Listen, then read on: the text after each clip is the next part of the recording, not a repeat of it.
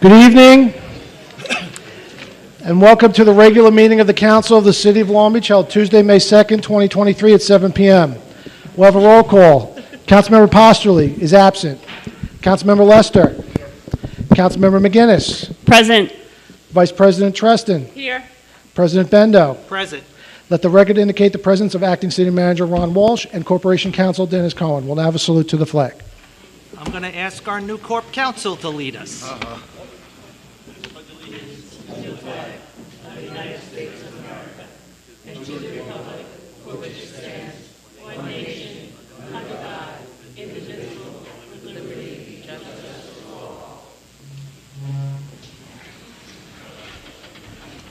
All right, good evening, everyone. Welcome to our first meeting of May.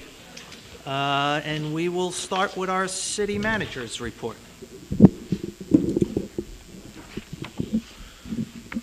So basically, I think we're going to do things slightly out of order today. My city manager report is pretty much going to be Resnick giving a presentation on the budget. So I'd like to call, So we'll save that until we do the public hearing for the budget. Okay. All right. All right. So with that, we're going to go a little bit out of order. Okay. So, all right. Before we get started, also, as I announced earlier, there has been an item 15 has been added by unanimous consent. There is a copy posted right next to the sign-up sheet on the side. So we're going to call out of order. We're going to call from the regular calendar item number 8, resolution authorizing transfer of funds for the 22-23 fiscal year. So item number 8 is a budget amendment, not a budget amendment, a transfer of funds for the city garage.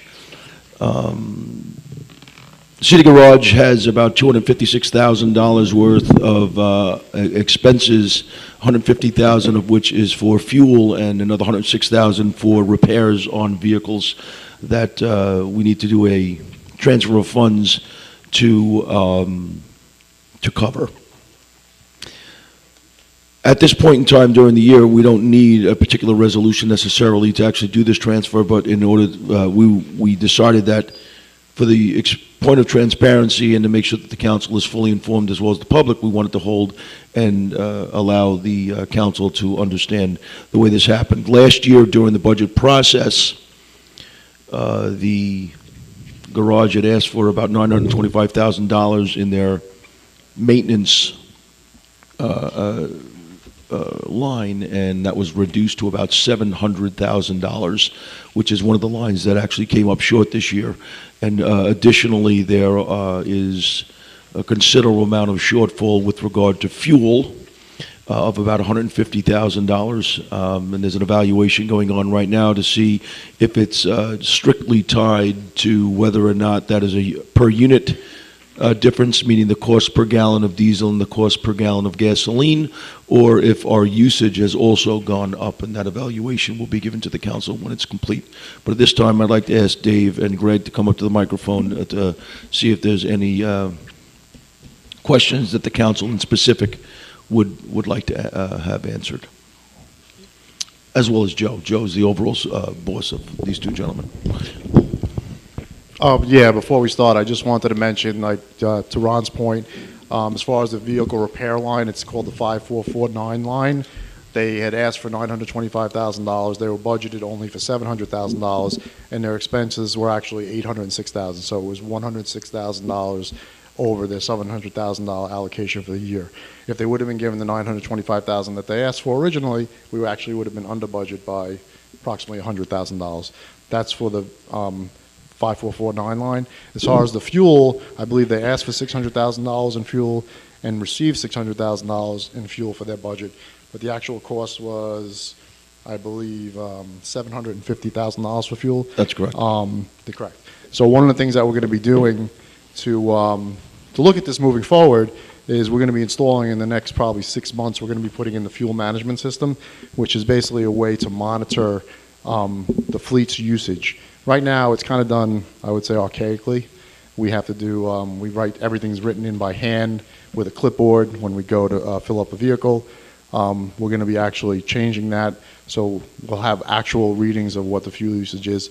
Plus, I think the additional cost had to do some inflationary costs. Things generally have gone up 5 to 6% this year, as opposed to previous years when it was more, and CPI was more like in the 1% range.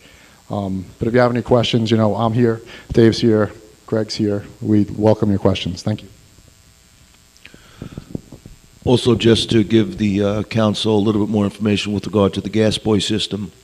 So the way that system has worked, it's been talked about here a couple of times, but in prior administrations, how long ago did you actually purchase the original gas buoy system that was never installed? That was about 13 years ago. So 13 years ago, somehow the administration authorized this gas buoy system, which are a series of rings that tie back to a computer system so that the pump won't turn on unless you have a ring on your vehicle and a ring on the pump. They match, they communicate, and then it reads the mileage on the vehicle and how much fuel is going into the vehicle. So that would automatically go back to a database, and then you do reports on basically usage by vehicle, and that can be tied back to the department, how many miles per gallon you're averaging, and things like that in each vehicle. That system was never fully implemented. We now have the rings that have been here for quite a period of time that were never installed because they were never trained on how to install it, as well as the gas buoy system itself, which is an additional, I want to say it's around $85,000 to do all of the rings, all of the computer networking, as well as replacing one of the pumps that needs to be replaced and ensuring that the rings are on each one of the pumps. So what I've authorized to have happen is, instead of waiting so that we're not playing this guessing game as to whether or not how we're spending our money on fuel and where the fuel is going, to take that out of our contingency budget immediately, to authorize the expenditure to expedite the installation of this program, to get ourselves in front of this so that this type of shortfall doesn't ever happen again. So I'll leave that now open to you, Mr. Bendo, with any questions for the council. Thank you. Okay. I guess I'll start. Okay. So how is it wasn't discovered until after this money was spent how over budget it was? It's on. The tracking of the money in the budget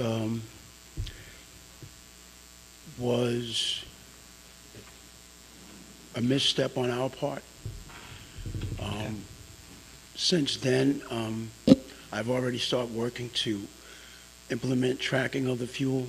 I'm going to put together a dashboard, an Excel dashboard system, where we'll be able to track the diesel and the gas on a weekly and on a monthly basis. At our meeting, we also have implemented that we're going to meet in November or December ahead of time to see where we are with the gas tracking and that kind of stuff. So we're putting measures in place to make sure that this never happens again. Thank you. Okay. And I guess since there's going to be let me just start by saying also, though, we heard today about you guys turned the vacuum truck around very quickly. Yes. Thank you for doing that, because otherwise it probably would have stunk down in the canals pretty bad. So thank you. And by the way, so people know what I'm talking about, they had a sewer line collapse in the canals. So they used the vacuum truck, which sucks garbage out of the storm drains. It's on. Make closer. I just turned it off and on. Is that better?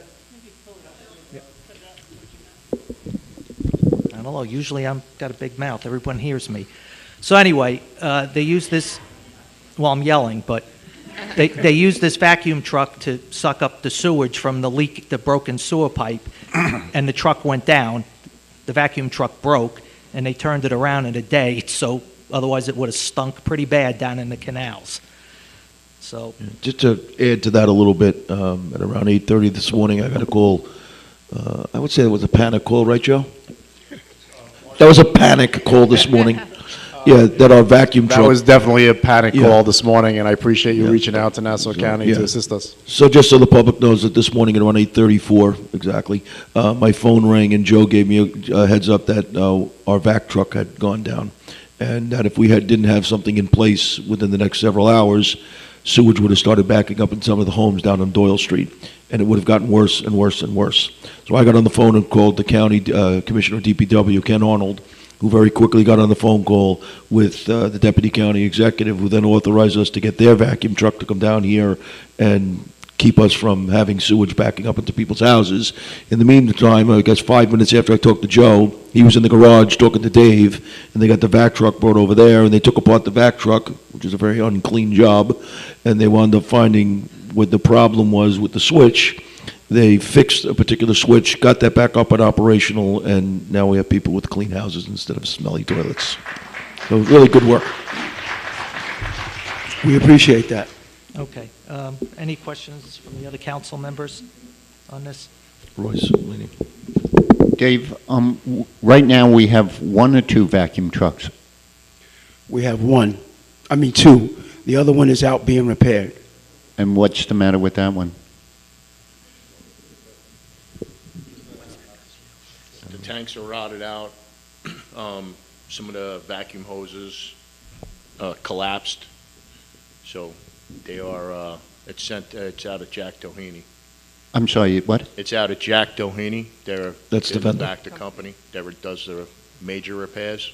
And how long do we expect that to take to be fixed? I spoke to them this morning. I asked them about a rental in case we didn't have that other Vector truck, and he said he was going to expedite it hopefully by the next week. We should have it back, and then we'll have 2 operating Vector trucks. Joe, we have 2 sewer collapses right now. There was one on Doyle, and there was...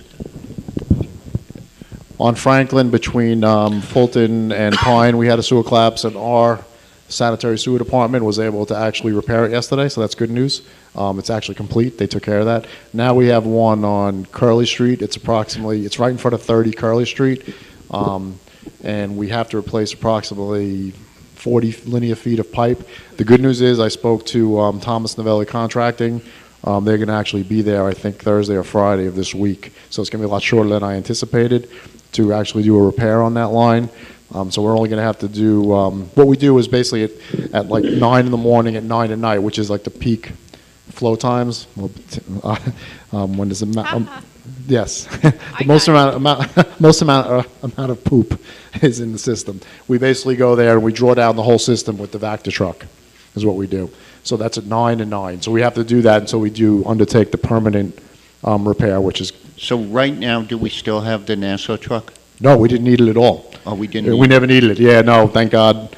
Our guys were able to undertake the repair, so we never had to do it. So we did call, thanks to Ron calling Ken Arnold, the commissioner. He was able to get us one on very short notice, but we never actually needed it. So Should also point out to you, Roy, with regard to what the garage did. The garage, in the meantime, while we're trying to get the vacuum truck from the county, and not sure, Dave was able to identify a truck that we could rent, but I didn't want to spend $14,000 a month to rent a vacuum truck that the county might be able to loan to us. So we were able to get that as the backup, and then if the county's truck would have gone down, we had identified another truck that it would have cost us $14,000 a month to rent, but that's worth the cost of keeping garbage out of your behind from people's basements. Thank you, gentlemen, for your work. So, And the other question I have is, how soon will we have the fuel system in with the rings and stuff? I got the price quotes last night. We talked about it in the city garage, and we're putting it on a resolution tomorrow morning, and it'll be up, for the next council meeting for approval. yes. Then when? The next council meeting, you'll get the approval question for you as a resolution to expend the money for the gas boy system. Once you say yes to that, we can go out with a PO and order the system. So it's still a while away. 2 weeks. 2 weeks till we vote 2 on weeks till you vote on it, and then we go into the implementation phase. That's the procurement. it. And once we vote on it, how long until it's actually implemented? Once we vote on it Several months. and it's approved, Louise told me it'll take approximately 2 months to have it installed and up and running. 2 months? Yes. 2 months to have his system installed and the new pump, then we also have to go through the process of installing the rings on each vehicle, which should commence immediately because we have those parts. Yeah, that's great. It's just, and we've talked about this for years, and, Yes. it's still not there. But, I understand what, some of the antiquity that you have to deal with Right. over there. Well, so- the city garage is open all night for fuel, so this is going to be a big plus for us and able to manage it and understand what's happening with the fuel in our city. Yeah, I mean, Thank you can understand us from a council point of view, being hit with $250,000 that, you know. Okay, thank you. Thank you. I just wanted to add, because I was discussing with Dave on the side. Apparently, there's approximately 300 cars in the system, and they will be installing the rings in-house, and they can do about 5 a day, you said? 5? So 5, 6 a day divided into 300, that's about 60 days. So it'll take a little, 60, that's working days. So that could take, that's at least 3 months for the installation, 2 months for the software. So I'm guess. You're looking at the 6 months. I wanted to give realistic expectations, so it's about 6 months, really. Okay? Thank you. Thank you. From the resolution date.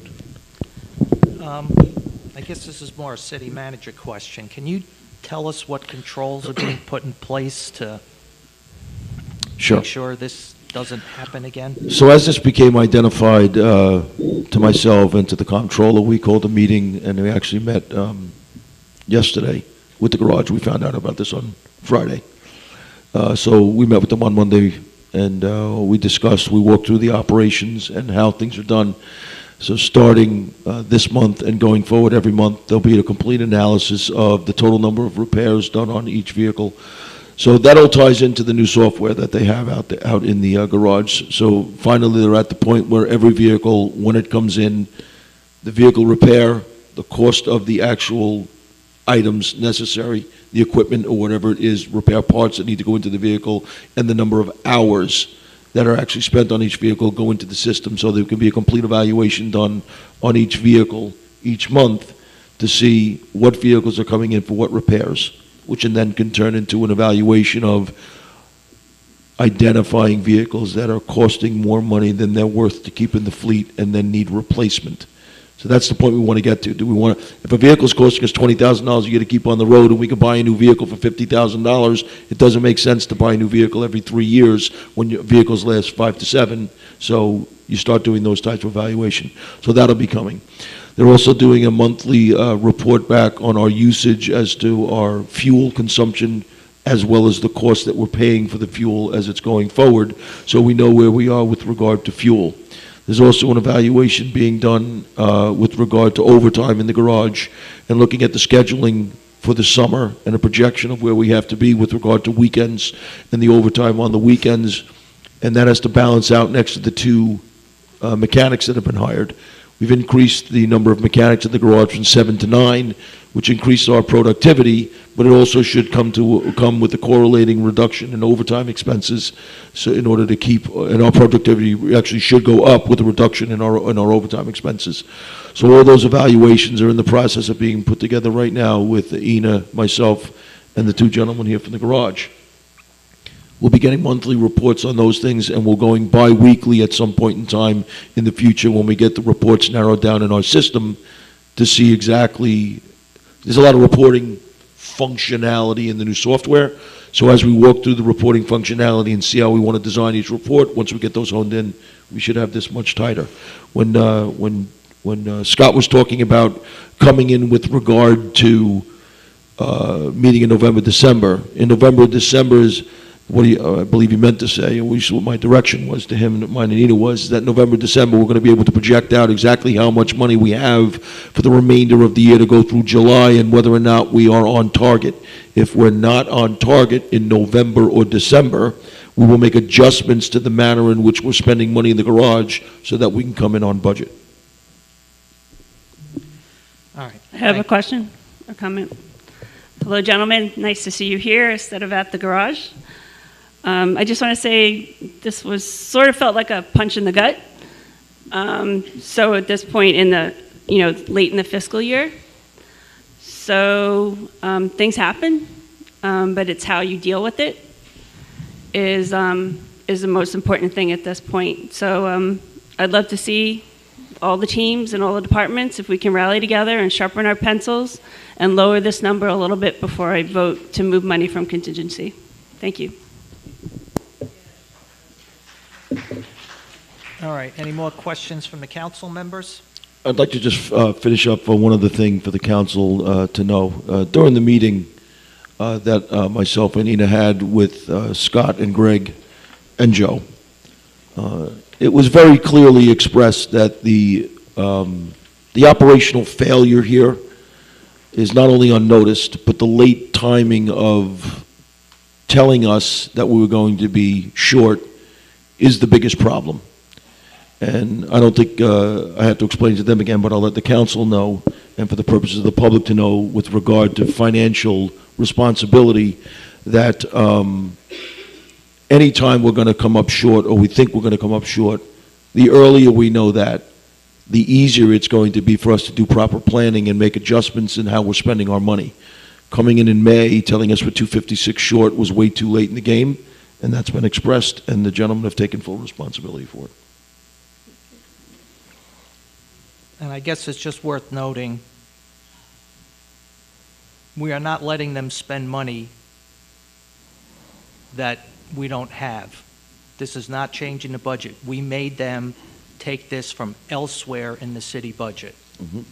So this is not increasing the city budget at all. That was pretty clear direction, is they were going to find that money somewhere else in the budget, and that's what they did. So in other words, to put that in the most plain language that we can, operationally, it's the same budget that we passed. We're just taking the money out of other lines and coming up shorter in other places that we feel like we can get by. But the vehicles have to get back on the road and the fuel has to be spent. All right, any more questions from the council? All right, any questions from the public? All right, seeing none, let's move on. Thank you. You guys can sit. Okay. Thank you, gents. Thank you. Moving on to the public hearings, we're going to call the public hearings also out of order. So first public hearing we're going to call is the second public hearing, ordinance to amend the Code of Ordinances of the City of Long Beach regarding various fines and fees. Okay, we'll open the public hearing on that. This corresponds to item 1 on the agenda. I'd like to make a motion, President Bendo. Okay, we've got a motion. I'd like to make a motion, can you hear me? I'd like to make a motion to amend item number 1 to delete the changes to Chapter 18, Section 1817, A and B from the ordinance. Do I have a second? I second that motion. Voting, Councilmember Lester, Yes. Councilmember McGinnis, Yes. Vice President Treston, Yes. President Bendo. Yes. Okay, item has been amended. You want to explain what that Yeah. Yes, I was- Okay, so I was just looking at it. So what Councilwoman Treston just proposed is that the change in the fees for the gate attendants for the private beach entrances stays the same as it was last year now instead.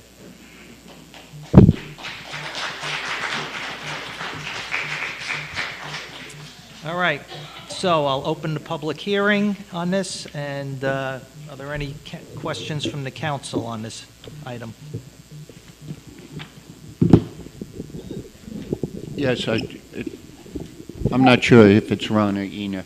With the changes in the application fees, et cetera, what do we expect to bring in more than we did last year? I mean, the increases will give us how much more? Mike, What? you're talking sideways. It's a quiet mic night tonight. Okay, Ron. And I'm not sure if it's for you or Ina. How much more do we expect to bring in with the change of the application fees, et cetera? If you're referring to the ones that are basically out of the... Just in this resolution. So they're approximately 15% increase based upon where they were raised about 2 years ago, and that was to try and keep up with the pace of inflation. So about a 15% increase in general. Do you have a number by any chance? Approximately. About 200,000? Yeah, 200 Okay. grand, yeah. Thank you. All right, any more questions from the council? All right, any questions from the public? All right, seeing none, I'll close the public hearing. Okay. Our next public hearing is going back to the first public hearing for the purposes of giving citizens an adequate opportunity to publicly present their views on the general summary of the proposed budget for the year July 1st, 2023 through June 30th, 2024. All right, we'll open that hearing, and I'm guessing we're getting a presentation. Yeah, as part of this, we'll do, Ina will give a presentation on the main points of our budget as Dave sets up our lovely camera. Ada, can you use the mic?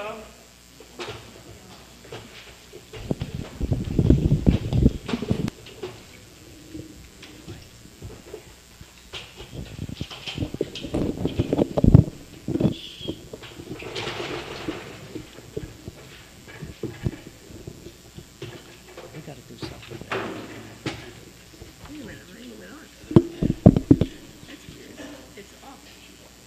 Next slide, please.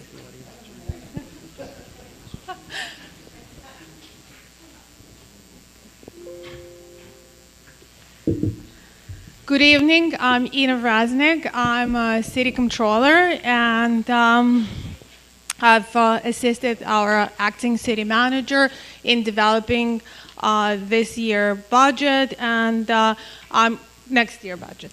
And I'm going to go over the development and the key points in the budget. So the budget was the guiding principles were providing high-quality municipal services that our residents expect, providing a safe and secure city for the residents, keeping City of Long Beach looking great, maintaining a prosperous, fiscally sustainable, and economically viable city, discontinuing reliance on borrowing for operating expenses. We discontinue the practice of borrowing up to $3 million a year for severance pay, for separation pay. That was stopped last year, and we did not resume it this year either. So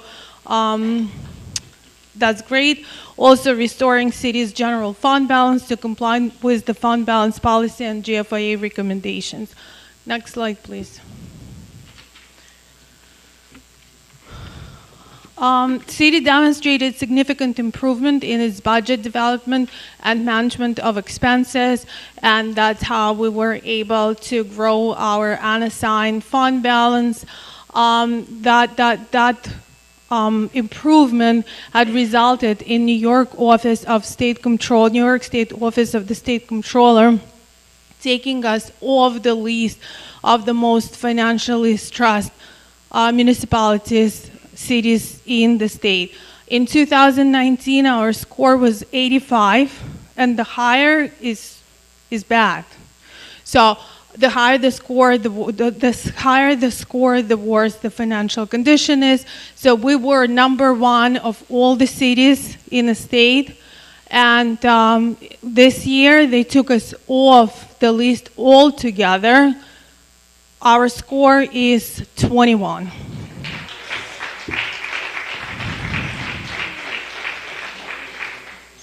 So this improvement resulted in an action by the state, but also in an action by Moody's.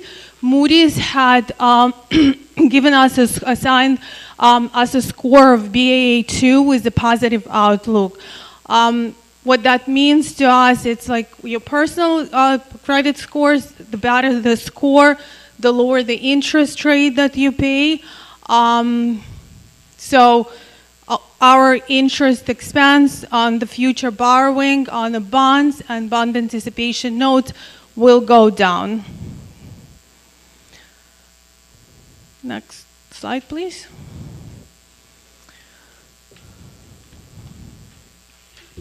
So key points that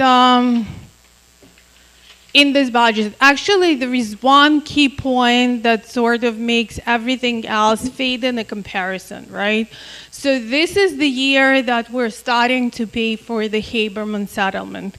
It's $5.5 million. $5.5 million. Of that, $4 million is allocated to homestead properties and about $1.5 million to non-homestead properties. As bad as it sounds, right, $5.5 million, it could have been much worse. If the city had not settled an interest of about $13 million a year, or more than $1 million a month, would have been accruing on that judgment. If the city had settled for $150 million, that was the original judgment, this $5.5 million would have been over $13 million, or over 26% increase in taxes. So our 2023 tax levy total was $53,144,096. Haberman alone equals 10.36% increase in total levy, and that equals for the homestead properties for the households, it's about $466. Next slide, please.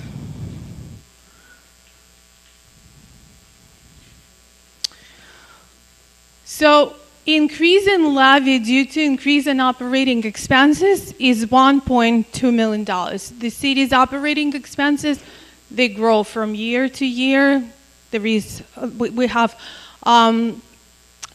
collective bargaining agreements that covering most of the employees of the cities, and most of them incorporate cost of living adjustment, step changes. So the full-time salary increases are basically that's not something that we can avoid from budget to budget. In addition, this year was severely impacted by the increase in the health insurance premiums that the city is paying on its as fringe benefits for its employees.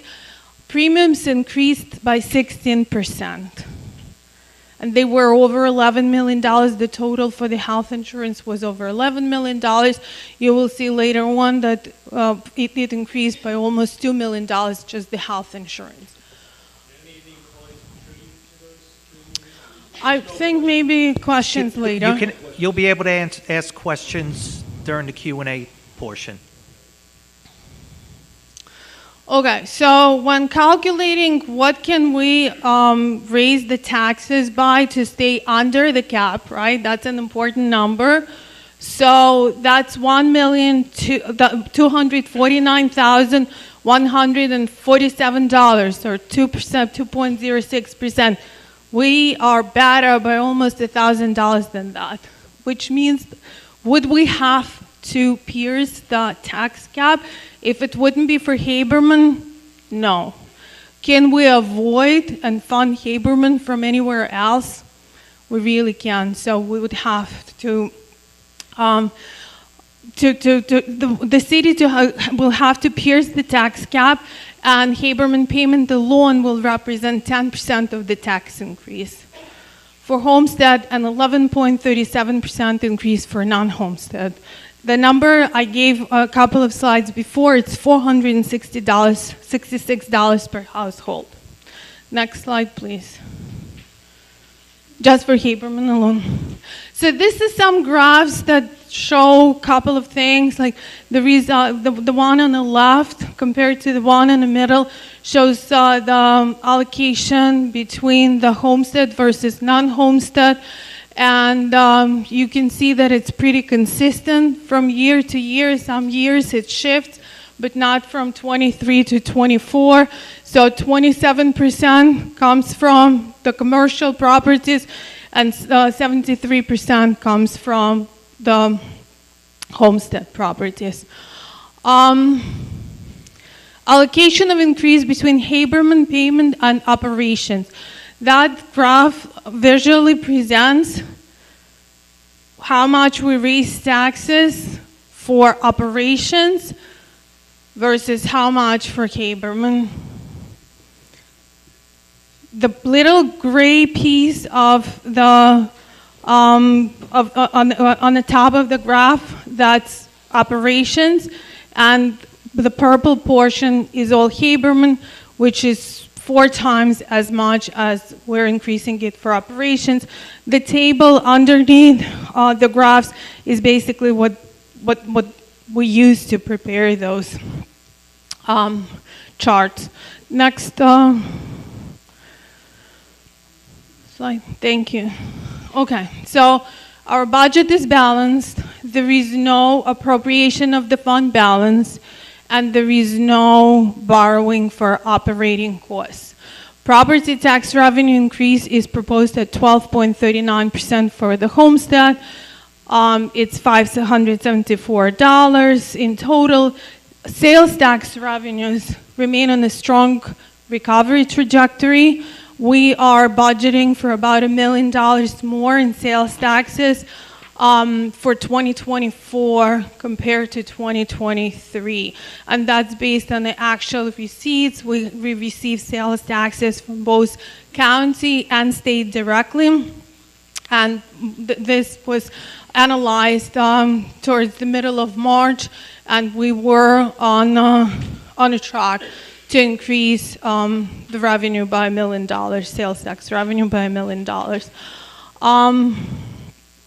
Proposed operating departmental expenditures are up approximately $2.4 million, which is about 4.4% increase. That includes already that 16% increase in health insurance. So with inflation rate for 2022 of 6.5% and 2023 of 5%, that 4.4% falls below the inflation rate. Next slide, please. Okay. This is a summary table of all the revenues. I just want to mention that our budget is posted online, it's published, and you can go on our city's website and see the proposed budget for 23-24. It contains the acting city manager budget message, all the budgets, the descriptions of each of our department's operations. It also includes draft capital plan and the city's policies that city functions by. So it's a comprehensive document, and I suggest that everyone goes and looks at it.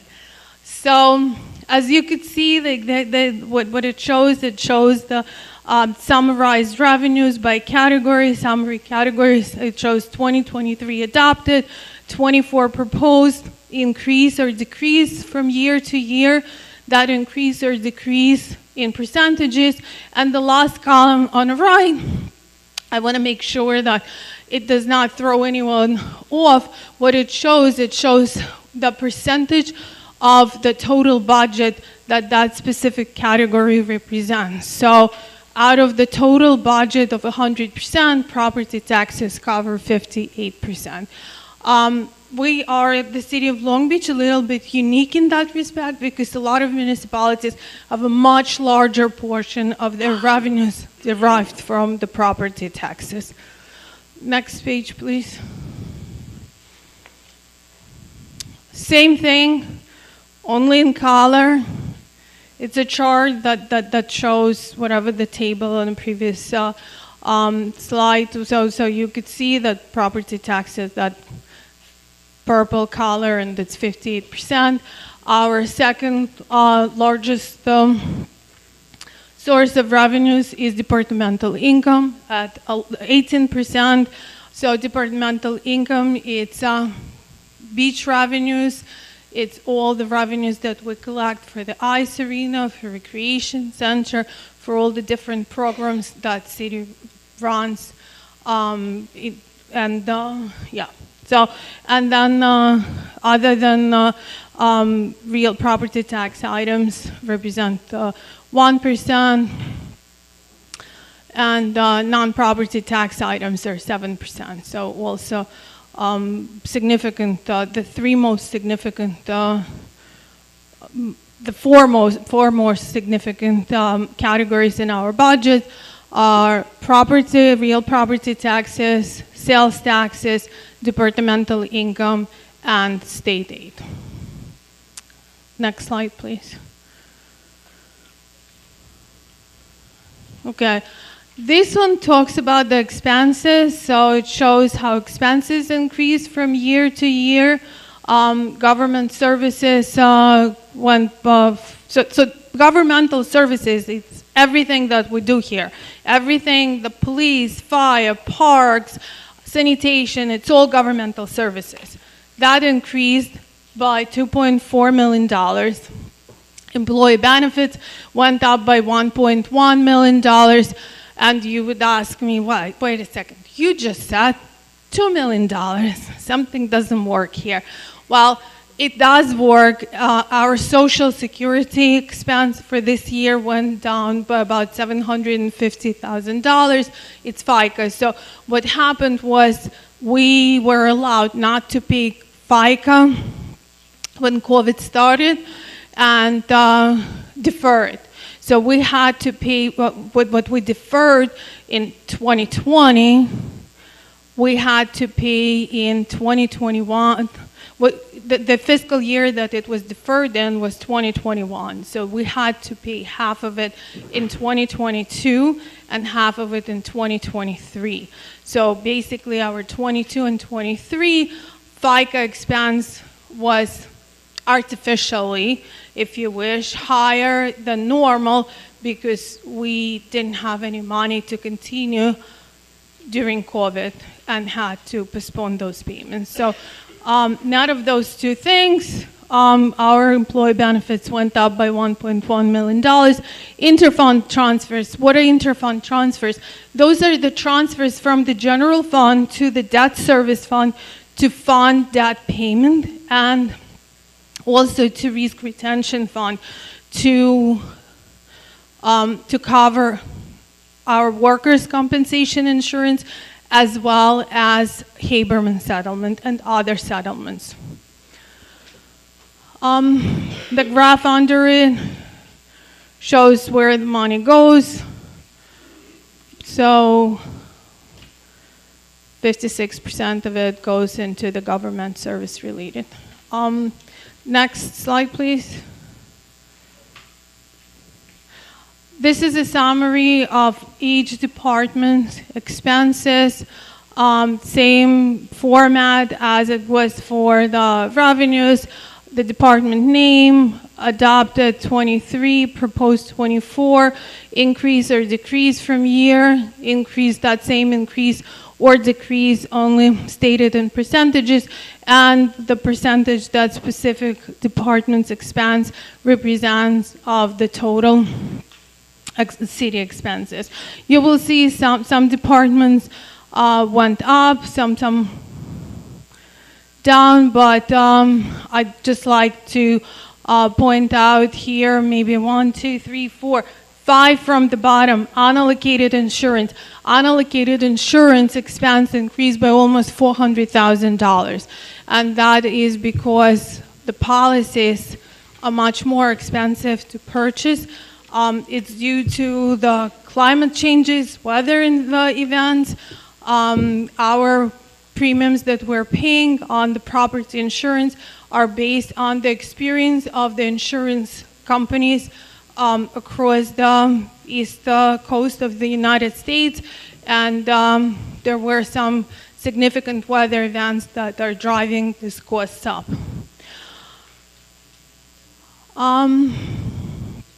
Next slide.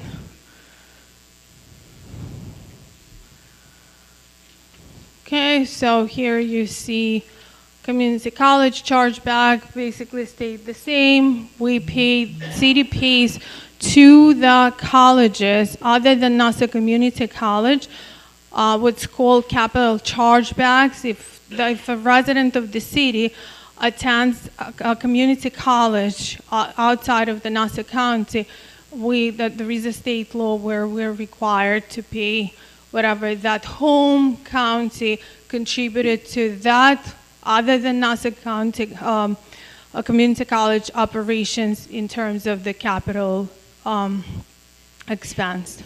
God bless you. Police went slightly up by a little bit over 2%. Fire protection, you see, up by almost $1 million. that incorporates the increase in overtime budget to more closely reflect the actual amount spent this year. Next slide, please.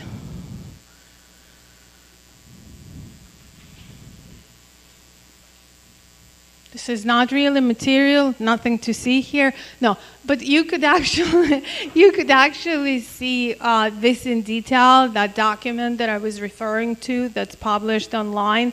This is summary for all the departments, but you can actually see all the details. Next slide, please.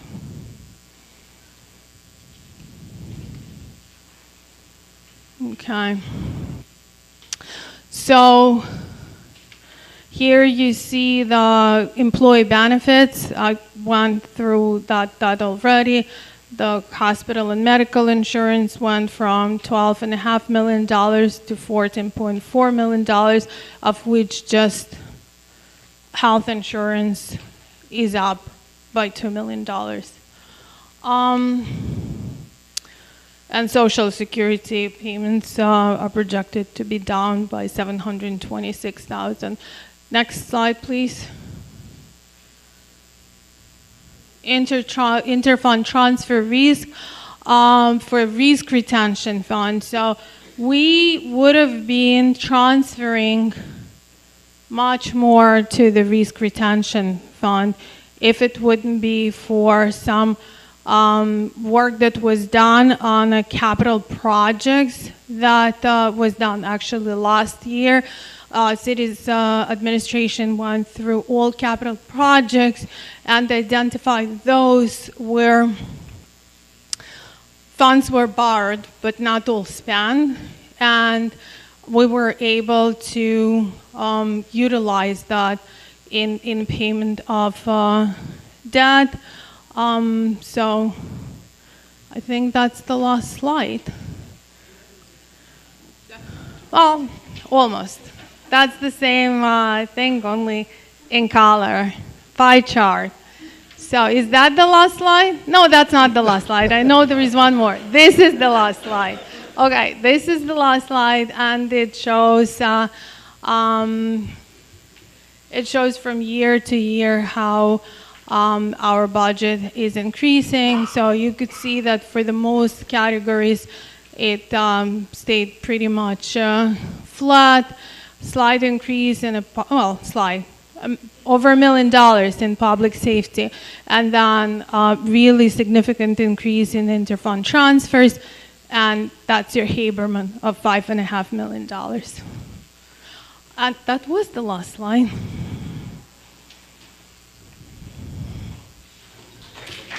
Thank you.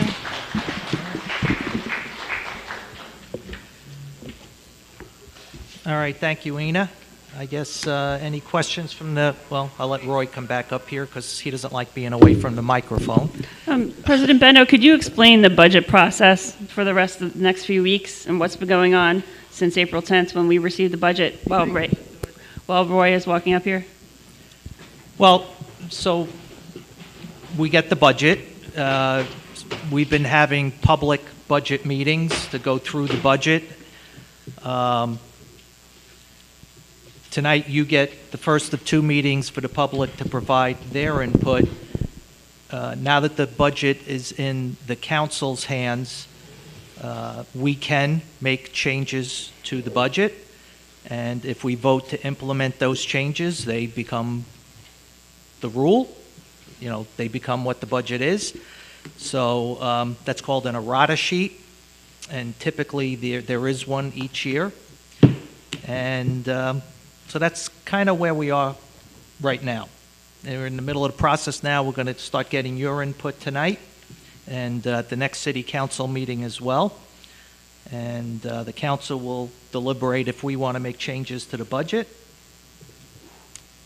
And we have to vote on the budget on or before May 31st. The budget has to be voted on. So with that, I'll just ask again, any questions from the council? Sure, I just want to add, we had a 5-hour work session on Saturday. I don't know if you guys, if you want to join us, we have another work session this Thursday, right? And it's thrilling. And we also, on a daily basis for the past month, we've been asking the staff dozens and dozens of questions about the budget to make sure that each council member understands their responsibility in voting for a budget. Okay? All right, I just a couple of questions. The revenue increased and use of money and property by $500,000. What was that? So what's recorded here is mostly what we receive for rent. For what? I'm sorry. Grants. Rental income. Oh, rents. Not all of the increase in that category comes from the increase in leases. Our leases, they have escalation clauses in them. Some of the other categories and fees are also recorded there as well. All right. I'd have to go back to the detailed report to give you account by account. Okay, I will ask for that during one of our work sessions. The other thing is, in the federal aid, I think you're missing 2 brackets on that. It's not an increase, it's a decrease. Yes, it's definitely a decrease. Last year, we received the second part of our ARPA payment, which was the federal aid for COVID, and city got about $3.5 million in total, half of it in 22, half of it in 23. We're done. No more. No more. No. We'll speak to Mr. Esposito about that. And finally, the transfers. Can you just explain that? Which page do you want me to? It's the line right under federal aid. Okay. So city operates general fund, water fund, sewer fund, debt service fund, risk retention fund, and some minor grant funds. So the operating funds of the city are only 3: general, water, and sewer. Operations in the debt service fund and risk retention fund have to be funded by the revenues that the city gets in its operating funds, right? So in order to fund the debt service, it has to come from somewhere. So I guess what I'm trying to get to is, from the accounting principles perspective, you cannot pay debt out of general fund, right? Otherwise, you would see payment on a bond, $8 million. Payment on a note, $2 million. Payment on leases, $1 million. But that's not allowed to be accounted for under the governmental accounting standards. So we have to account for it in a separate fund called debt service fund. And to make funds available for those payments in debt service fund, they have to come from somewhere. That somewhere is being general fund, water fund, and sewer fund. So what I have a schedule that has many, many lines that correspond to all the projects that the city had ever borrowed for and where the debt is still outstanding. And I know which fund it pertains to, so I allocate it per fund, and that's how that service fund is funded, and that's what's the corresponding expense you will find in a general fund. When you're going to look in that document that I was talking about, the published budget, you will see that the risk retention and the debt service funds, they have their budgets, and the amounts of revenues coming from the operating funds ties to the amount of interfund transfer expenses that you will see in operating funds. In addition, lawsuits. When they're settled, they're accounted for, the payments on a debt, and the debt itself is accounted for in a risk retention fund. so that again, the fund where it's accounted for has to pay for it. We're transferring money from one pocket to another to pay for the lawsuits, and out of that fund, we'll also pay our workers' comp insurance. All right, last one, I promise. It's okay. Snow removal, we went up 50,000, but there was like, what, one snowball last year? And we Yeah. had 320 set aside last year for that. Does that include the salt and the sand and stuff that we use? So that includes everything. I think the salt and the sand and the estimate of the work that goes into it. So as the salaries go up, right? So usually the snow removal is covered by the overtime expense, right? In most cases, so that really represents the cost of the labor cost, the increase in the labor cost of the snow removal. The point is, yes, there was no snow last year. There was no snow, but you know what? You can take a position of, okay, there was no snow last year, there will be no snow next year, or you can take a position, there was no snow last year, there will be more snow next year. But then you can also be somewhere in the middle where you could say, you know what, we're going to budget for what the average expense was for the snow removal, adjusted for those inflationary increases and the increases in the collective bargaining agreement. So when you're budgeting for, you don't want to skip something and be overly optimistic. And I think living in New York on this latitude, you should expect some snow from year to year. We got lucky this year. But we can debate the weather. Folks, please stop talking. Let her talk. You can ask questions when we open it up to the public. I had a question on page 8 as well regarding revenues.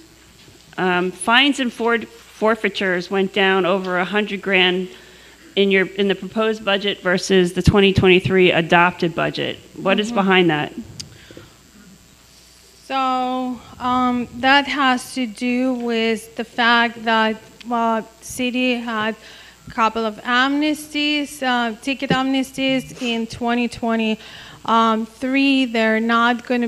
They're done with. So, that's the reflection of the fact that there will be no amnesties on a going forward basis. Also, it reflects the reduction in the parking violation revenue that I see now on the city books. Okay. And then on page 10, where it says government services related, the increase versus for 2024 versus 2023 is $2.4 million that you have mentioned. Yes, $2.4 million. What are the main drivers behind that delta, that change? Sure. So several things. I mentioned $400,000 for the property insurance. There are significant increases in public safety. Police went up by almost $300,000, while fire protection went up by almost $1 million. Okay. And so, for example, when we have a variance this year, right, in overtime in some departments, right? So, for example, snow removal through March 13th actual was $50,000 versus this year's budget of $320,000. So where'd the money go? The money went to variances in departments such as overtime or other expenditures that were off budget. Is that a fair assessment, Ina? Yeah, and if it doesn't get spent, it goes into the fund balance and becomes available for the next year operations. So everything that's unspent this year, it doesn't go away. It just becomes part of the fund balance. Can you explain what the fund balance is and how we depleted it in the past, and that we're not supposed to do that according to the New York State Comptroller, please?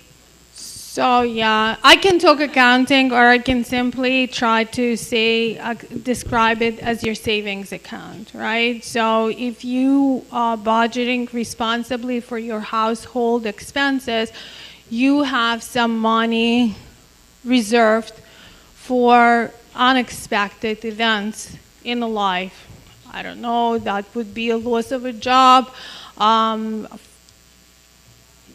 pandemic. What else can I think of? About Your car. bad hurricane, right? So the governmental accounting, the Association of Governmental Accounting Officers, GFA, finance officers, it recommends to have this savings at about 10% of what your actual expenses are. So if anything happens, you have a couple of months of flexibility to pay for expenses, and during that time, reevaluate both your revenues, your expenses, and have some time to readjust your operations, right? So that's exactly what this is. That's our savings. What happened to us when COVID started, we had $200,000 in the bank. So not much on that point. That the budget was already almost $90 million. How do you operate the city with $200,000 in the bank when you have biweekly payroll of $1 million or over $1 million, and not knowing how much of a revenue you're going to actually collect because everything was closed, right? The beach was closed, all the programs were closed. You saw that a big part of the city's revenues are departmental income, right? That's what departmental income is. Rental income on a beach and elsewhere, city had to reevaluate that as well. So we took a serious look at that, and that was one of the reasons, if not the most significant reason, why the city was number one on that list of the most financially stressed municipalities, because we really did not plan for the future. And now we are. And now we are, yes, and now we are. Okay. So before we open it to the public, I just want to say that we gave the staff, the council that is, gave the staff a pretty firm set of marching orders this year. They were told, the Haberman judgment aside, because we couldn't do anything about that, the judge made it what it is. So taking the Haberman aside, because that's something the judge says we have to pay, we told them they cannot exceed the tax cap.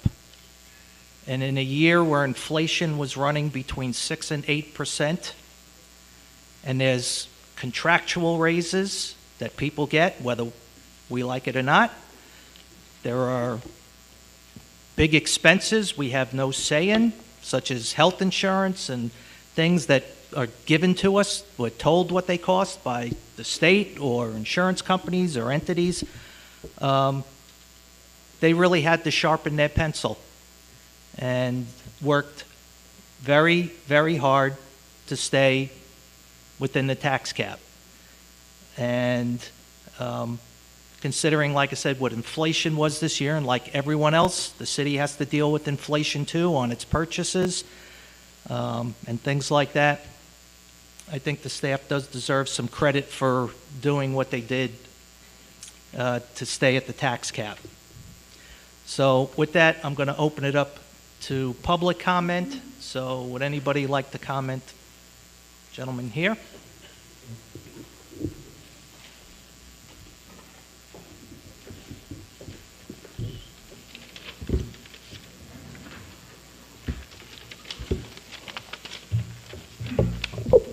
Good evening. Good evening. Brendan Finn, 114 Grand Boulevard. Yeah, you had a very difficult time with the budget, and we all understand some of it. I have a question, though. In the budget, you say it's an austerity budget. I read it a couple of times, and certainly that's the truth, and we are facing times of austerity. But I have to ask questions about the upper-level management receiving raises, which I think in an austerity budget may not be the right tone to set for all the other people working in the city. And maybe I have the amounts wrong here, but for example, the city manager, I got a raise of $5,000, which is about 2.25%. Now, the executive to the city manager, executive assistant to the city manager, salary of $145,000. It appears there was none last year. I'm not sure if that's correct, but that's what I got.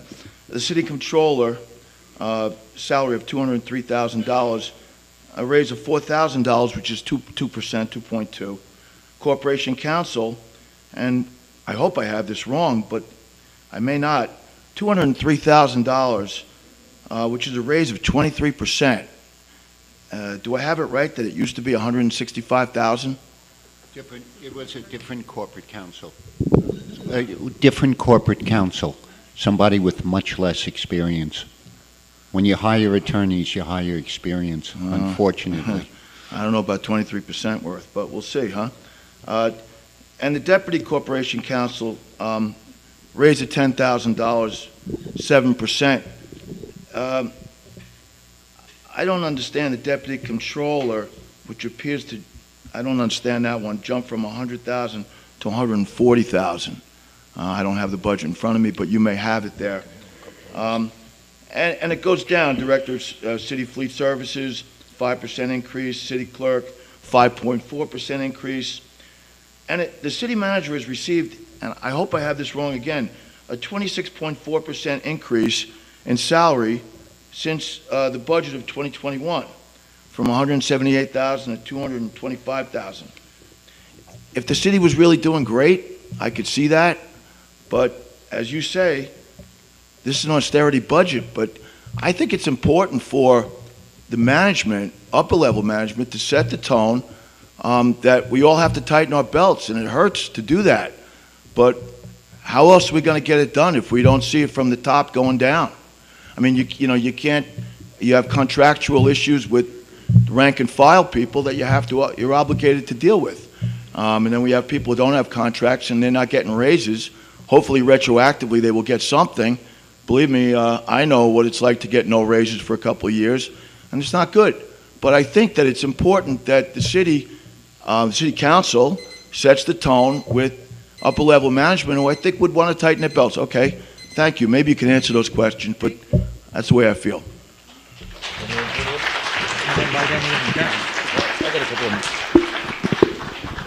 Just to give a little bit of information, the city manager's budget line went up by the percentage there for the $5,000. So that's for the replacement of the person, or the person that they make the actual city manager. So I don't get that. I'm the acting. I don't get anything that says city manager. I'm acting. I get paid as the commissioner of police. I don't really get any money for being city manager, for doing the extra work, just to clarify that. The deputy city manager position is a new position that was budgeted last year. It was budgeted for up to $150,000, so it's actually $5,000 less than was budgeted for. It wasn't filled at all last year, so the money last year actually went back into the general fund and was able to be reused this year. So actually, you can look at it as the city did without for the year there. Same thing with regards to the deputy comptroller position. We've had that out for a while, looking for people to actually apply for the job, and there's no real qualified candidates that are put in at the salary rate that we put out, so we raised the salary rate, and we're trying again to get some qualified candidates to come in for that. Part of the design there is to avoid the expense of continually using consultants. We've just had to hire a consultant because we can't keep up with the amount of work in the comptroller's office to be on top of the things that we feel the way we need to. So we hired a consultant to fill in the gap right now. That doesn't build organizational capacity, that doesn't build the ability to do things on an ongoing basis unless you completely rely on outside help to do that, which is really the way you want to operate a business long-term, or at least the government long-term. So the other raises at 2% are substantially below, most of our salary lines are below competitive salary lines in other governmental agencies, and we're having a hard time attracting talent to come into the city. One of the things that we were able to do, as you pointed out, was, and as Mr. Lester actually pointed out, was the experience level of the person that we wanted in the Corporation Counsel's office came commensurate with a particular salary. That salary is $203,000. You can consider that a lot of money. It's about what I think should be paid in this space. If Mr. Cohen had decided to go into private industry, and part of my vetting process was actually calling some of the people who I know in private industry, the words were, if he doesn't want to come to you, please give him our number, we'll hire him tomorrow at triple what you're going to pay. So I think we got a great deal in that. I understand it's a bit of a sticker shock, and I appreciate what you're saying. But the real long-term goal here is to get the city on a footing where you have the operational capacity to actually run the city so that we don't run into the type of situation that we're in now, which is continually trying to play catch-up ball in a game that never stops. So that's the best I can do at explaining. I hope it was somewhat address some of the questions that you had, Mr. Finn. Yeah. Okay. Any other comments?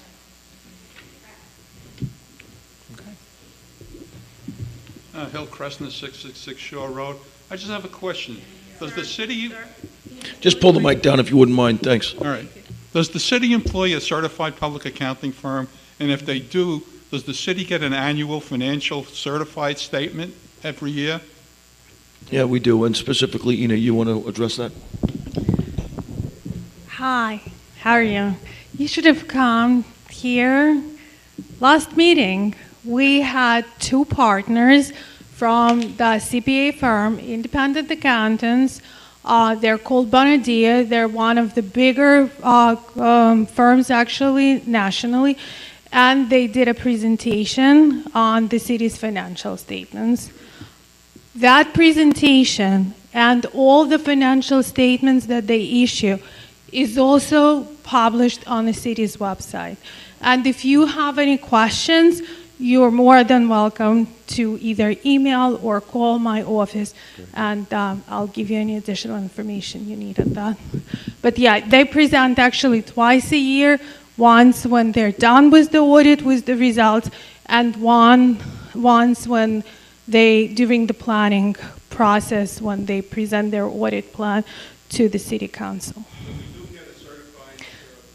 We got an unqualified, best opinion possible, yes. Okay, next comments. Ms. Kramer.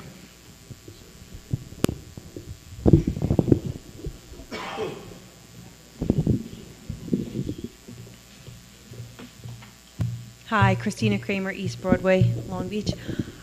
So while you're talking about the budget and the taxes, I understand the parking meters are not in the budget, but it is still a tax on the residents.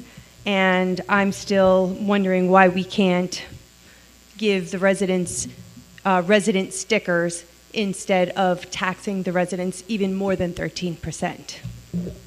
Well, that's got nothing to do with this. It's a budget, and the taxes are going to go up, and it's another tax. Something that hasn't even happened. Well, So Mr. Walsh was talking about it at the we Chamber don't- of Commerce. We don't budget for things that haven't been approved. So there is nothing to discuss because there's nothing in the budget.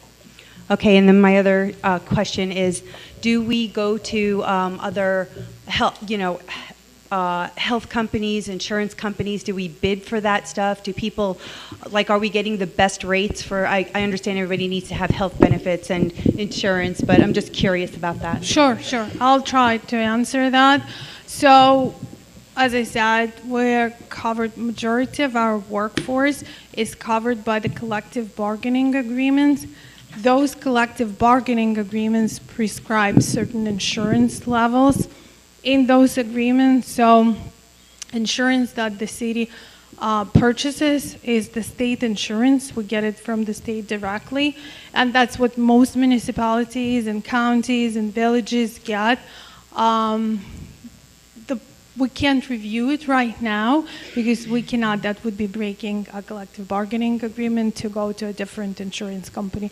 But as we negotiate all the agreements, the health benefits are part of the agreements. And I have to say that last couple of agreements that were negotiated, the contribution of the employees is higher than it was ever before. So also, Ms. Kramer, part of the negotiations, like she's talking about, in those collective bargaining agreements, it also says equal or better coverage.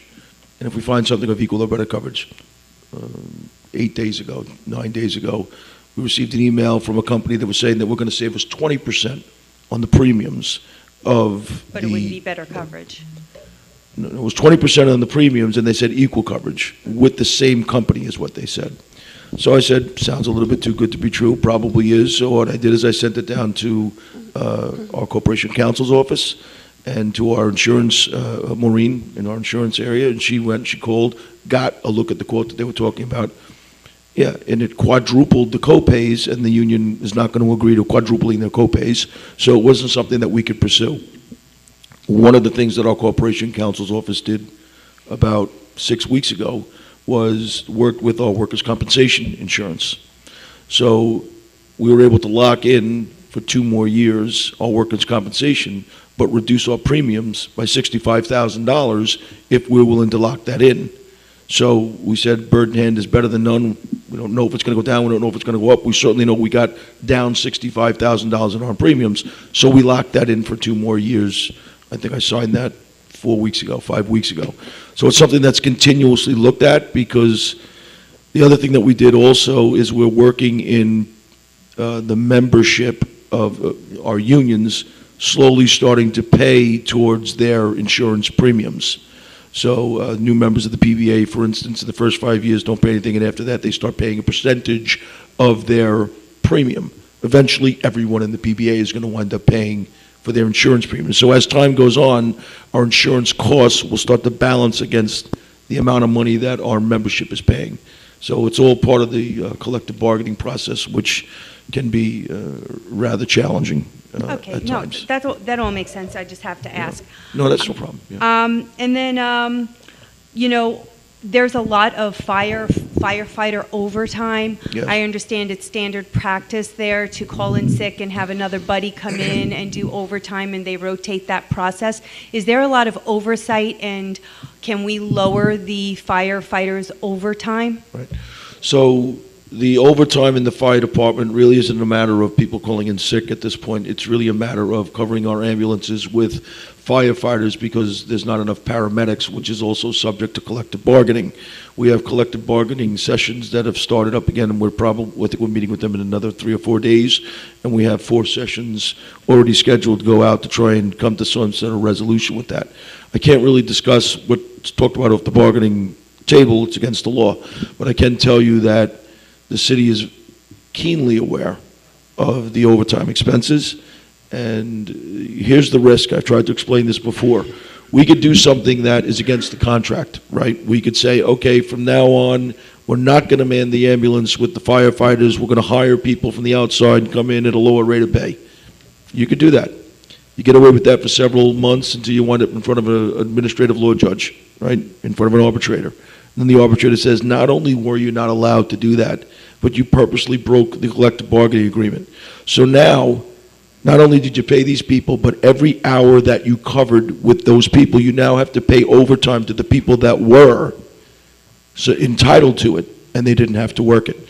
There are examples of that actually in finding already. So to do something, I guess you would say irresponsible like that, to save $1 now to spend 5 or 10 times that amount for people who didn't even have to work is crazy.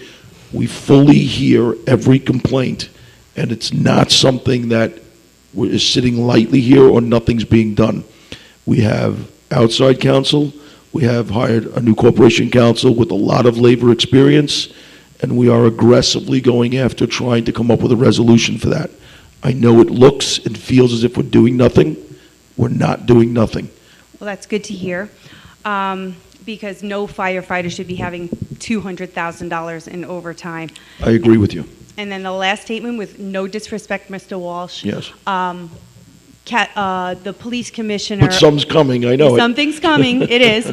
The police commissioner who does 250,000 police officer is making like $250,000. Who's that?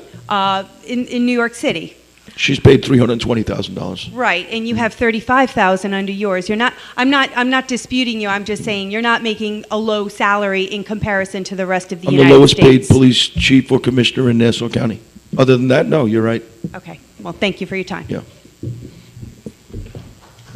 Okay. Anyone else? Denise Ford.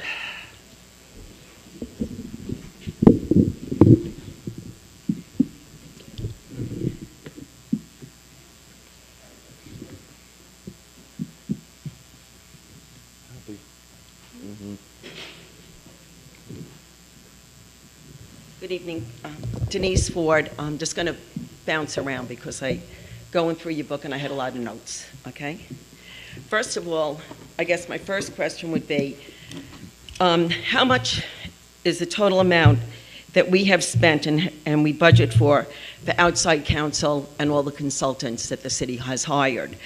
I'd also like to know, do we show in our records, in the budget at all, how much, I know that a couple of years ago, because of the overpayments made by Jack Schneerman and Company, there were a lot of overpayments and we were trying to recoup them. And we hired, I think, Mr. Gross, you can correct me on the name, and I'd like to know how much we paid him and how much he has recouped for the city in those salaries.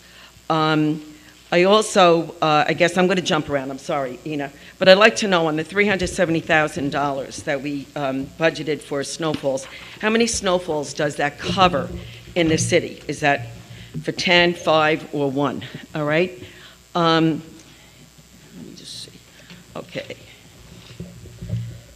Now, we spoke about the fire departments and the paramedics. How many paramedics do we currently have employed, and what is their starting salary? And I might add, as if you're going into collective bargaining in regard to some of these positions, we found that we were having problems in the county hiring paramedics. So we worked with civil service, and we were able to increase their starting salary by 2 levels, 2 steps. So we probably are going to see a much better success rate of hiring and retention. I also have questions in regard to the youth and family services. It is my understanding that that is operated by the JCC. You basically privatized it. They don't run the after-school programs or the morning care?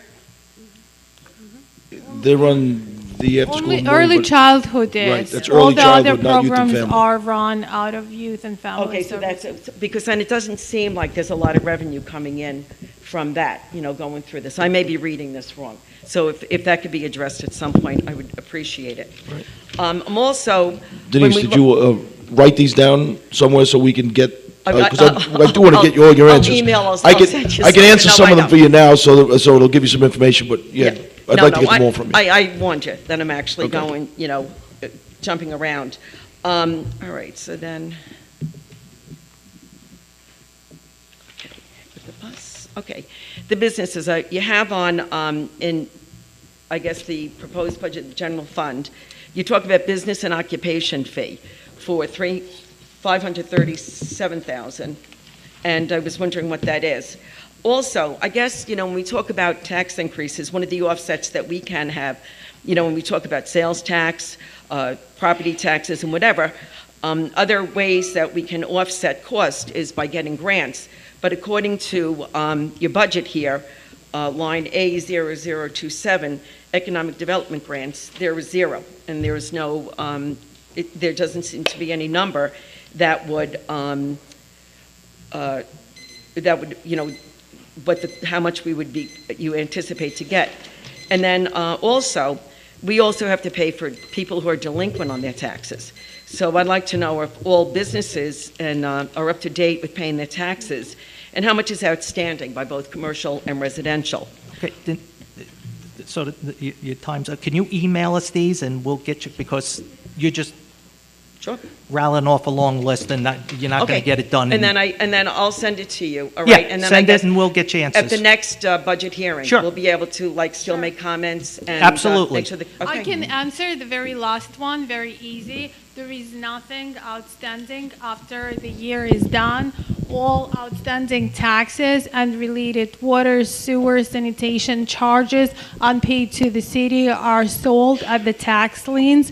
And there has been, at least in my tenure, experience where some liens were not sold. So we become whole by the end of the year. Okay. All right, thank you very much. Have a Okay, good yeah, email us the list and Will do. we'll get you the answers. Ms. Hessian.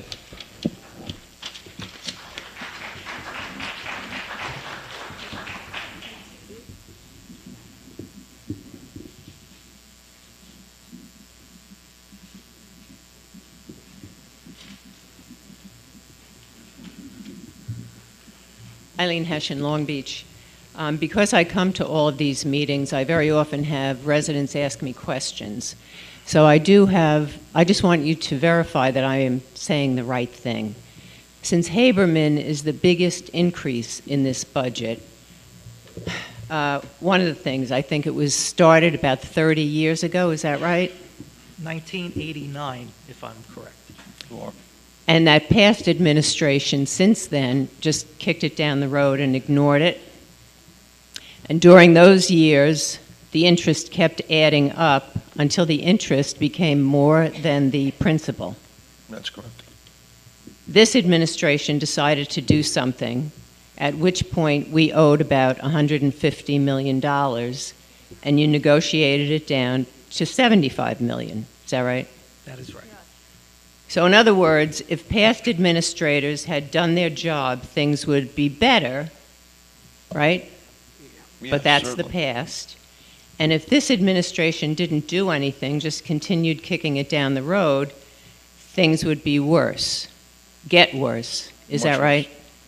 Interest was accumulating at $1 million a month, $1.1 million a month, actually. $1 million a month. So then I would just say, thank you. Thank you. This gentleman back here.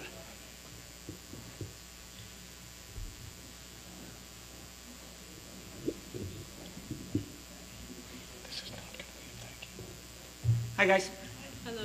Mike Reinhardt, 11 Dalton. Mr. Bendo, I'm sorry, just to go back to Haberman. You just said that the Haberman judgment, there's nothing we could have done about that. The question is, did we try to settle Haberman before they slammed the city with the damages inquest?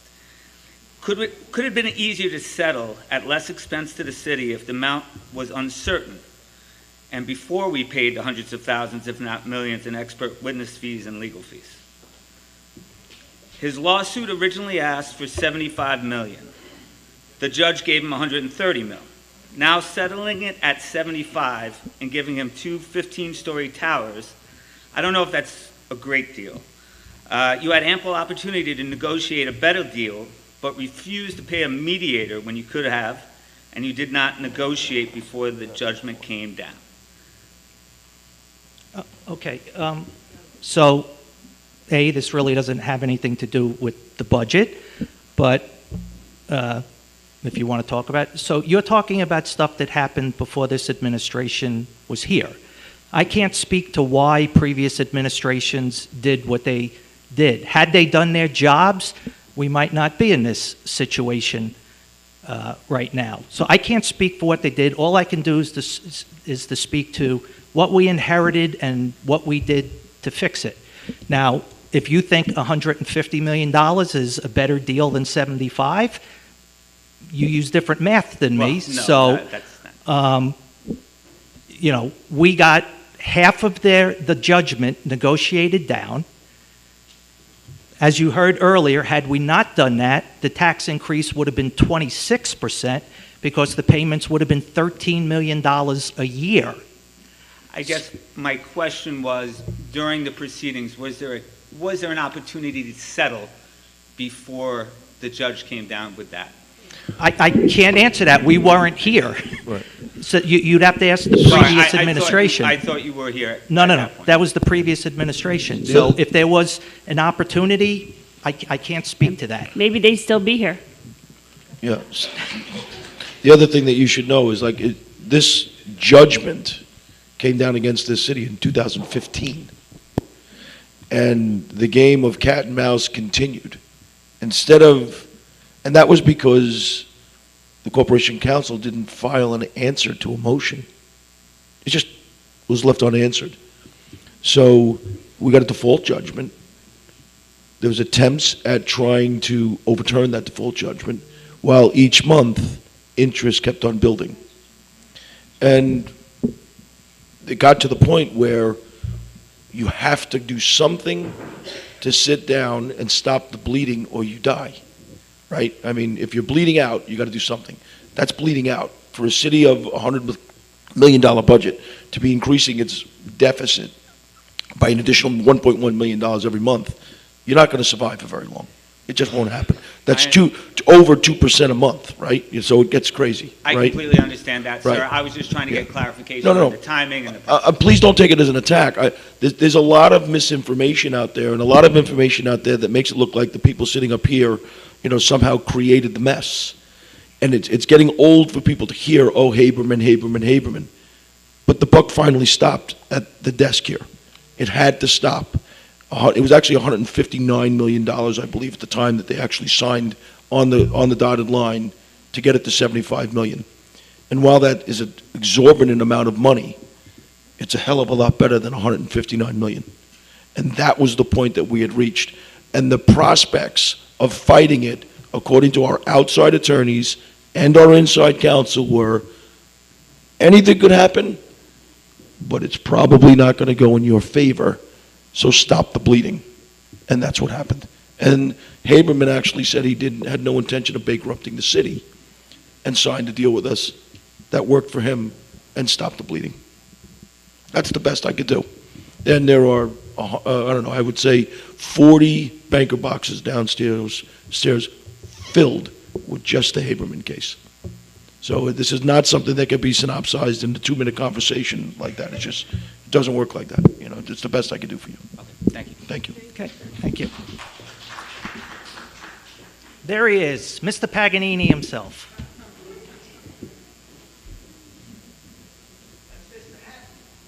Mr. Happy.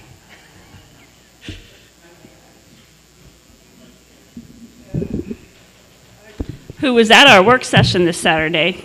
Appreciate that. It's a great session. Ron Paganini, 62 Harmon Street. I just want to clarify something. Ina had said that the levy for the homestead would be $574. Now, that's the average. Now, the super block levy is not on there. I'm below average. I'm like a hair off the average. I got like a bait and tackle shop in my house. We all consider you an above average guy, Ron. But anyway, so I'm paying close to $200 for the super block levy. So I got to add that on. No. No. That's already included in your taxes. All right, so that's included. I just wanted to make sure about that. That's included. So 574, that's That's everything. everything. Okay. Mostly Haberman. All right, so the above average houses are going to be close to 1,200, under 1,200. I just want to clarify that. This is a sliding scale for everybody. It's not good. And, basically, listen, I went through the budget last year's, year before, whatever. There's money. There's money. And the thing is to get the money. Now, all the exempts, you guys deserve the money. But we have to kick in, we're gonna suffer, okay? And maybe with the exempts could kick in, with 10%, on top of something, or whatever, depending on how much they make. I know if I was up there, I'm just saying, making 200, you know what, take 20%. Just, you may not notice, the exempts do contribute towards their medical insurance. Yeah, I know that. But still, I'm just saying, this is the worst budget in the history of the city. No, not the worst I don't budget. agree with No, that. I'm just saying it's the worst for the taxpayer in the history. We've never had this percentage. You've had tax hikes of 24.5% Yeah. here in the past. This is not even close. That was a one-shot deal, but this is going to be in every year unless we. No, it isn't. No, it isn't. One time. This is going to be a one-time for us? One time for the Haberman increase. That's One-time correct. increase. Yeah, one time only. One time only. So next Once year- it's built into the budget, it's in the budget Doesn't going go up forward. again. Doesn't go up again. I know, but it's still high. Yes, it's there. You know, but I'm it just doesn't go up saying. again. That's correct. But we never had that. You never had Yes, what? you did. When the budget went up 24% last time, it stayed up 24%. The next year it went up 5 or 6% on top of that, 24. Right, but next year, we're going to have to pay $4 million plus for the Haberman. It's already built in. So this year, the way the budget is structured, Right. right?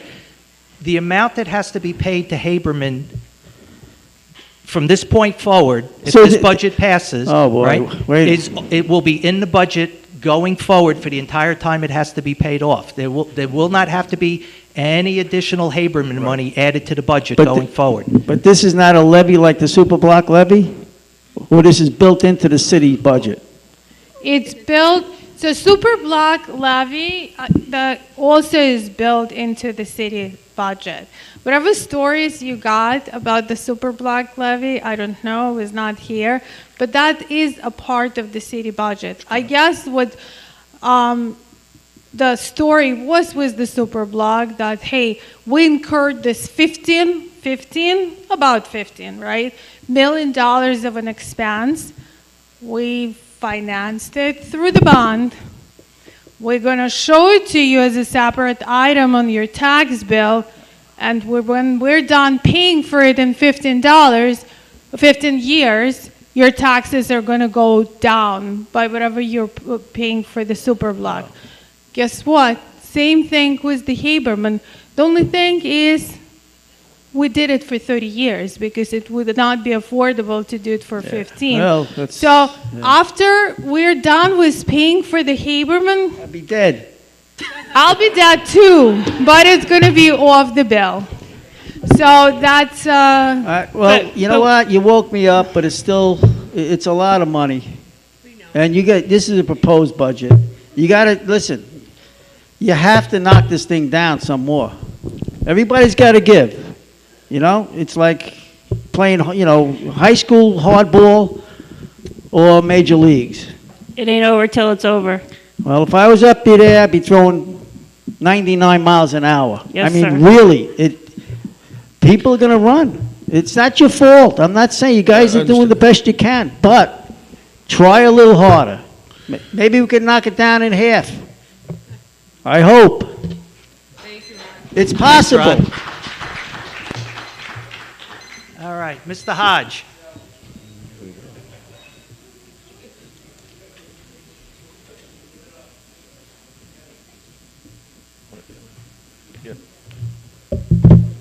James Hodge, 95 East Fulton Street, Long Beach, New York.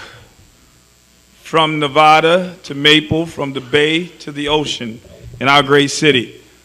I know, my father used to always tell me sometimes even when I was doing good things, he would still let me know when I needed to correct certain things. And so I say to the city that this is an urgency, like the shirt and the organization that I wear, they do great and help our budget out. They meet and they do great things in cleaning up our beach as we look for our city council members to help clean up and help us with taxes. When you look at the exempt amounts of money, how do our elected city council members, how are you comfortable with the amounts of money? Our city manager, Ina, can you hold my time, please? Ina, can you tell me, I have a question for you. Our time still running? While you're speaking, yes, while she's speaking, Yes. no. Oh, I'm not speaking. Okay. Ina, how much do our city manager position make a year?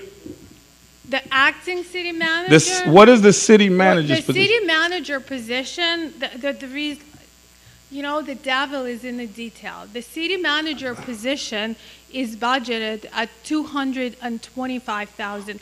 That's a vacant position. That's a vacant position, right? It's in anticipation of the hiring. Okay, what does the corporation council position hold?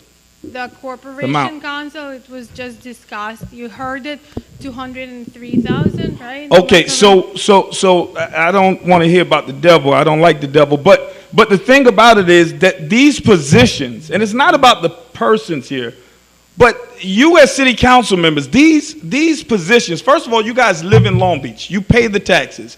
You are increasing all of those positions of individuals that don't even pay taxes here in Long Beach. All of these positions, when you look at how much every governor in America makes, the city manager's position that will be coming in, that you guys said you're getting a consultant to go over all of that, but you're still making decisions on increasing that line. So how do you pay a city manager position more than the governor, more than the attorney general makes less than the corporation council? No disrespect to how you matriculated in life, and you do wonderful, Mr. Cohen. I heard some great things about you and spoke to some of your friends. But the fact of the matter is, when you're trying to help our pockets out, and Ina, you said something, you said, oh, well, if we don't use it, we just send it to next year. I don't want to take extra money out of my pocket. I don't have it. I'm having a problem with what I have already. So it's not a funny thing just to go up, and if we don't use it, it go to next year. People, if it don't go up, we need to give it back to the taxpayers. And so we live here, and we don't want to be pushed out of Long Beach. So again, I ask this, and then another thing, Mr. Bendo, President, it seems like you're always a little edgy when Legislator Ford come up. She helped you get where you are because you took over her position when you was in Western Neighbors. She the one showed you all around Long Beach. And just like the city manager was getting ready to answer her questions, you say, oh, you just threw them all. She has a right to get her questions answered. Every time I see you interact with her, you may not know, rewind the tape over and over. She's a legislator, she asks questions, and they should have been answered, because it's not just for you to email her. All of us want to know the questions and the answers.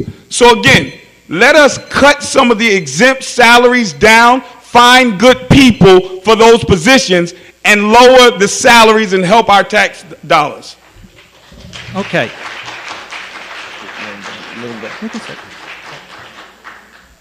So I just want to point out something that doesn't get pointed out enough here either, and that is in regards to, let's just take Mr. Cohen's salary. He doesn't take our health benefits. So when you add in the health benefit contributions and the pension contributions and things like that, he's less expensive than the $165,000 corporation counsel who left. So all these things are all taken into consideration when we're trying to hire somebody. He doesn't take our health benefits. He's using his own health benefits. So all these things are factored in. So if you take the $165,000, you add in the pension contributions and the medical expenses and other benefits, Mr. Berrios cost $225,000. So we saved money by doing all these. I don't take the health benefits here, so either. So that's another $70,000 that is saved. There's no pension contribution for me. There's no medical benefits contributions for me because I carried that from another place. So all that's factored into how we actually budget. But more specifically than that, your comments are appreciated. So thank you.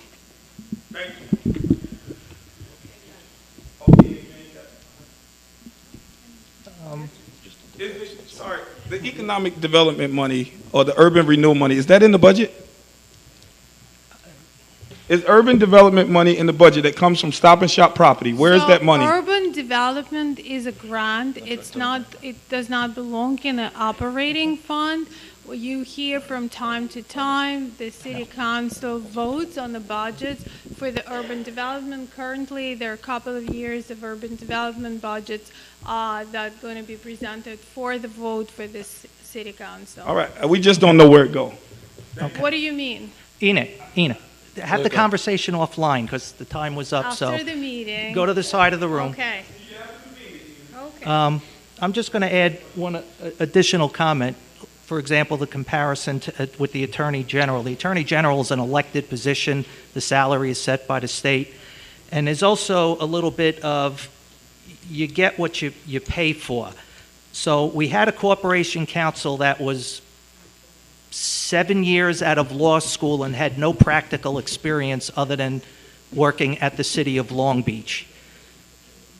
We hired an attorney who's got decades of an experience and was actually a judge at one time.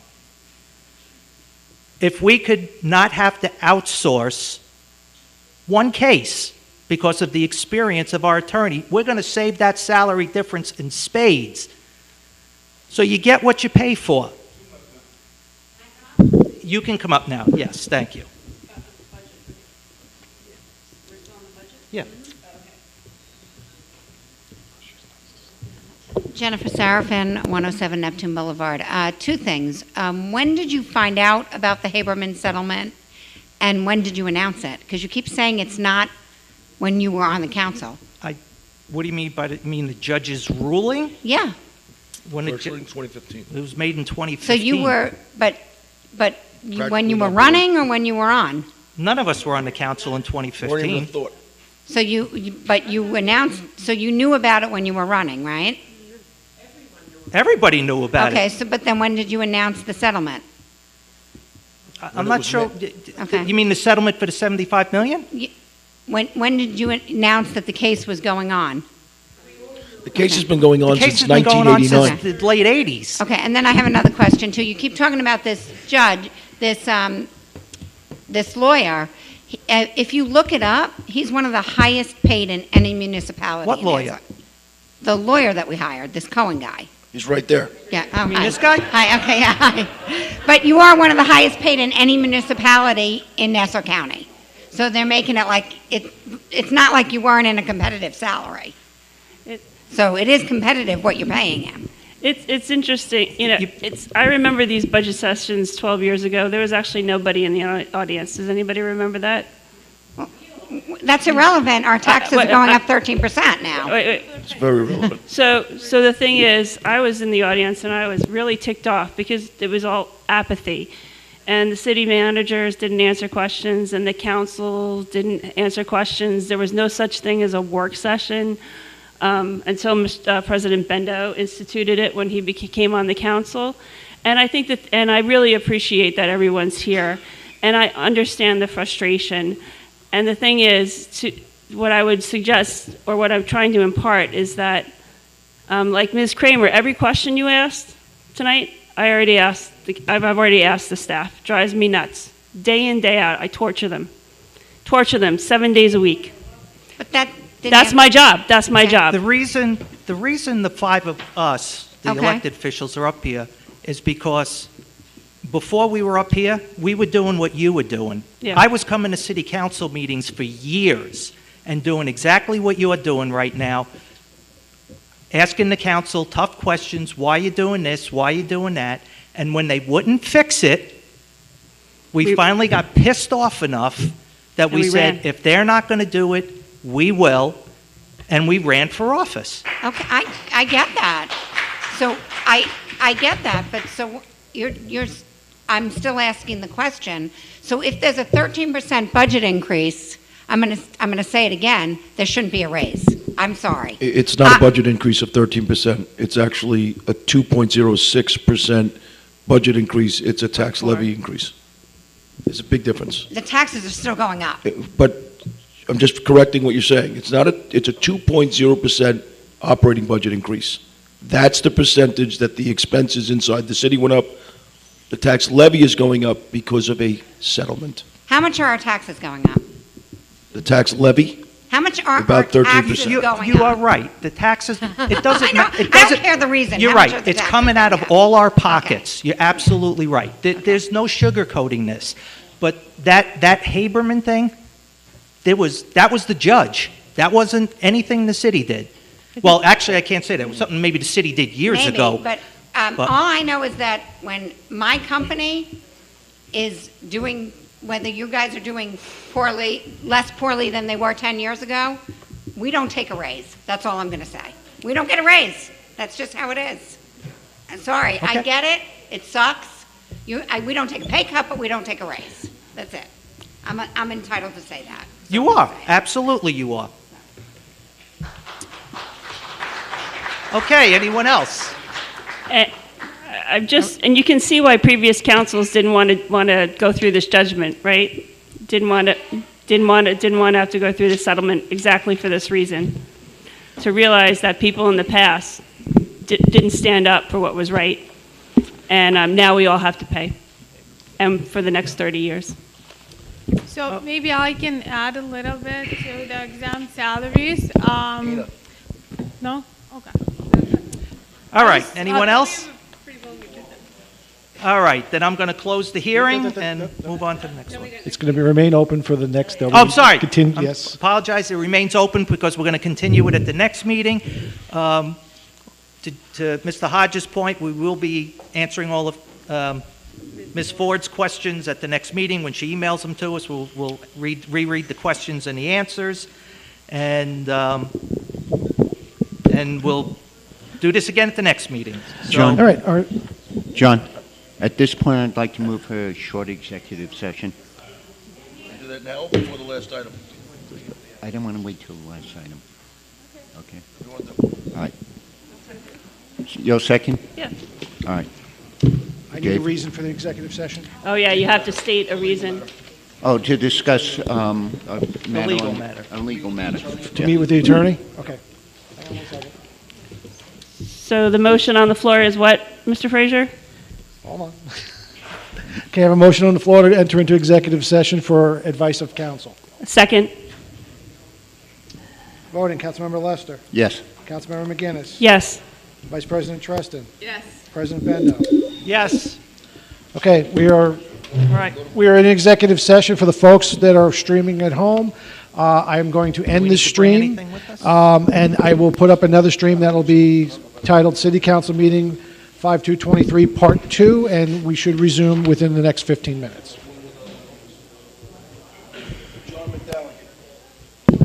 John, is that office open? Is OEM open? Thank you.